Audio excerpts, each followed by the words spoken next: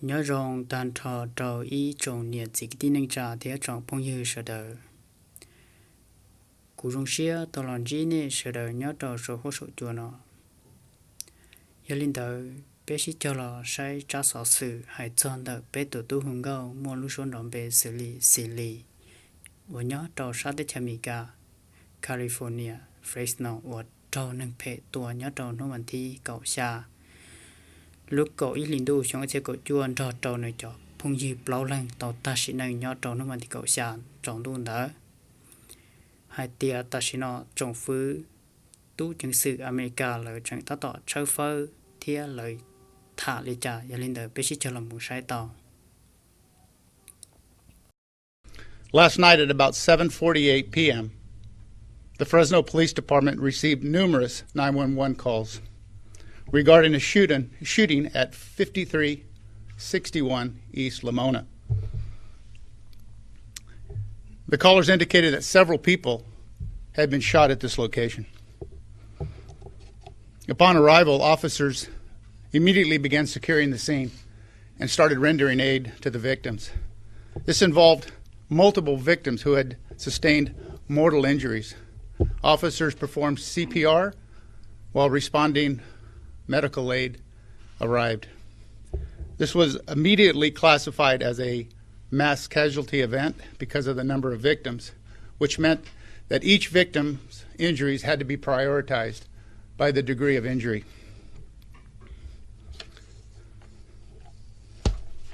Officers located 10 people who were shot in the backyard at this residence. 3 were pronounced deceased at the scene. The 6 others were transported to local hospitals. Sadly, 1 died in surgery. Our investigation is still very active. We have several follow-up leads that we are currently investigating. I can tell you that there were approximately 30 people at the residence on this evening. They were there having a family party, a get-together, and they were watching football. This party was described as being very peaceful, very quiet, and it was not described as being out of control in any way. It was just a family event. Again, at about 7:48 p.m., at least 2 suspects entered the property from the side of the house. They came through an unlocked gate. They walked into the backyard and began immediately firing into the crowd. There were approximately 16 male adults in the backyard watching football. The witnesses described only seeing flashes of light from the weapon, as it was too dark on that side of the house to see the suspects. 10 of those 16 people at that event were struck by bullets. The unknown suspects fled the scene on foot. I wanted to tell you just a quick synopsis or a quick briefing of what that neighborhood is where this took place. It's approximately a 10-block neighborhood in the Southeast Policing District, and there are a lot of Hispanic and Southeast Asian families. Of the Southeast Asian families, there is a large number of Hmong families in that neighborhood. What took place last night, just as it shocked my officers that arrived there, has shocked that whole neighborhood. And it's now my job as a Southeast District Commander to make sure that we let them know that we're here with them and we're going to help them through this too, because that entire neighborhood was victimized when this took place. As Chief Farmer has mentioned, beginning within an hour of the incident last night, we were already deploying additional resources to proactively make that area safe, to stabilize the violence, to do everything that we could to ensure that there was no further retaliation that stemmed from this incident.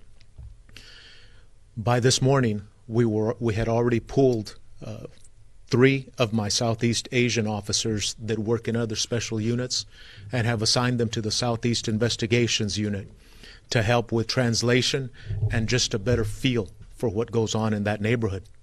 We called them out last night And by 10 p.m., officers that I normally have on day shift that start at 6 in the morning were out last night talking to people and just trying to calm things down and let them know that they're here, and they were doing it in the Hmong language.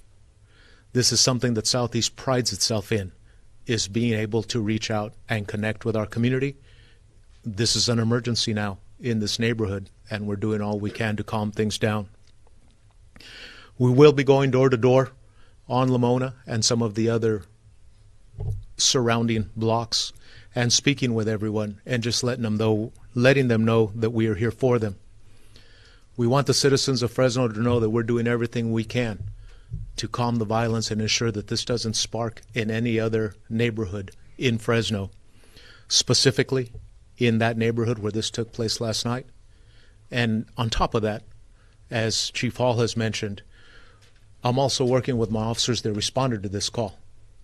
A lot of times we miss that piece. Just as I tell you, I'm going to work with that neighborhood to make sure that we let them know that we're there for them and make sure that they're okay. I also want to make sure that my officers are okay. I had 12 officers last night that responded to a scene of chaos and tried to figure out who they could help and prioritize life-saving measures. I had 2 of my officers that were covered in blood and actually had to be decontaminated, go shower, and change their uniforms based on what they landed in and were trying to fix. They're hurting a little bit in that neighborhood right now, and my officers are hurting too. And we're going to do everything we can to get this matter resolved on all levels, as Chief Hall has stressed.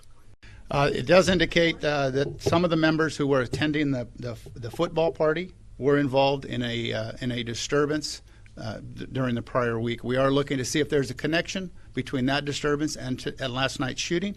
However, we have no indication that those two are connected at this point. Is there an online aspect to this football viewing party, and did that have some nexus to this? Was there somebody who realized through an online aspect that they wanted to have retribution on somebody at that party? We have no indication that this is related to any online event. It does appear to be very targeted, that they were going to this specific address, but it does not at this point appear to be any online connection. Captain, you referenced a disturbance possibly earlier in the week that may have been related to the perpetrators and the victims. Can you tell us more about that disturbance? Again, I can't tell you much. It's still an ongoing investigation. All I can tell you is that there were several people at this party who were involved in a disturbance in the week prior, and we're just looking to see if there's a connection. We're not indicating that there is. It's just one of the leads that we're following up on. Chief, whose house was it? It was one of the residents of the group. I'm not certain of the name of who owned it, but it was owned by the group that were having the party. Well, my message is one is we're coming for you. We've got a single focus within the organization, and that this is not going to be tolerated in the Southeast community or in any community in Fresno. So we will be out in full force, not only in the district, making sure that incidents don't flare up, but we'll have a combined state, federal, and local effort to apprehend them. Is there a concern that these suspects may strike again, or do you think it's just a very targeted incident towards the people at home? Well, obviously, I'm concerned about any further acts of violence. This suspect or suspects have shown a disregard for human life by just spraying bullets into a crowd of people. Thankfully, the children were inside the house at the time, but they could have just as easily been injured or killed. So obviously, I'm very concerned about further acts of violence. How many officers do you have on this right now, detectives? I don't have an actual count, but I would say it's in excess of 60 officers. Will you be increasing police presence in the neighborhood? Absolutely. Starting last night, we brought in additional resources into the neighborhood, and those will be increased as we continue our investigation. The people you've spoken to who were at this gathering, have they told you that they believe that this was retaliation or gang-related? Again, they are as concerned and as frightened as I am. They have not indicated that this is related to any gang activity or any retaliation. Again, they've been very cooperative. We have no reason to believe that they aren't giving us every bit of information they have, but we have not had that indication. And you mentioned that there were multiple shell casings that the types of guns or that we know that were used? Again, all I will tell you right now is that there were multiple weapons used, or multiple shell casings found of different caliber, and they were pistol caliber, not rifle. Do you have the names of the victims? I do not have the names of the victims with me right now. I am still waiting to ensure that the family has been properly notified. All I have right now for you is the ages. giờ đi nào cho sở sử nó nó cũng mới cho là cho đó bé cho nhiều gì cái tin năng trả sẽ được tao sẽ tao mới cho là thả sở đi nó tao cái nó thọ có bé cho nhiều gì cái tin năng trả đó tao trong phong yêu sẽ được chuẩn chỉ cho cái nó cá nhân rồng đó tao lúc dùng chia một cái thứ là có một ca một hũ một đỡ một rồng sẽ được nó cá nhân rồng